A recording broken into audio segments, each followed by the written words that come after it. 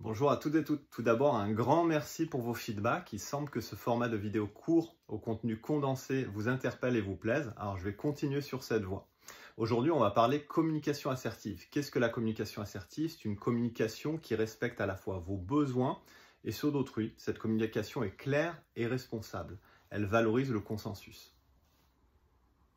En termes d'assertivité, il existe 3 niveaux de communication.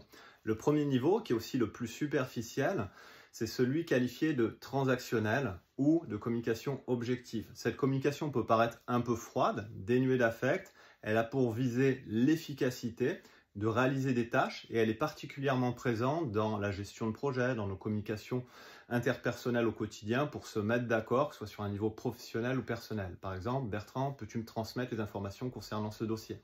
Bertrand, peux-tu m'apporter un café? Je vous apporte le café, je le délivre et la transaction est terminée.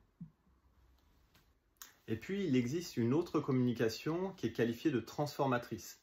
Dans cette communication transformatrice, il existe 2 niveaux. Le premier niveau, c'est celui qui est lié à la personnalisation de la relation.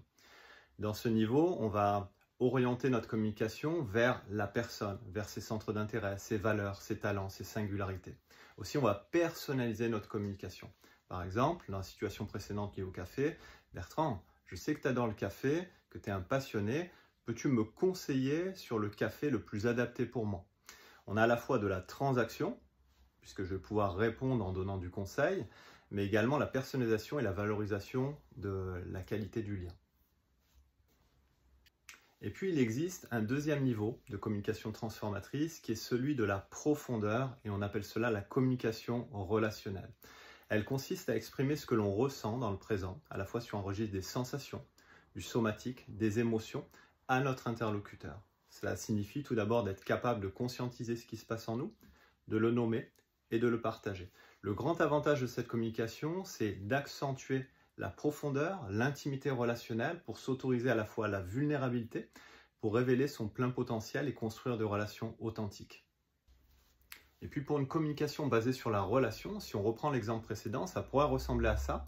Bertrand, j'adorerais partager un café avec toi parce que je sais que quand on échange, je me sens pleinement accueilli, mes pensées s'apaisent, je structure ma pensée, je me sens vraiment stimulé, rempli de gratitude et mon corps se détend.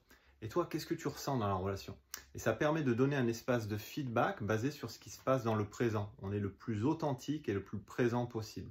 Ça demande un peu d'entraînement, mais je vous assure que vous allez gagner en qualité relationnelle. Si mon approche de la communication et de l'accompagnement vous a plu, je vous invite à me contacter, je serai honoré de vous accompagner. À très bientôt et keep rocking!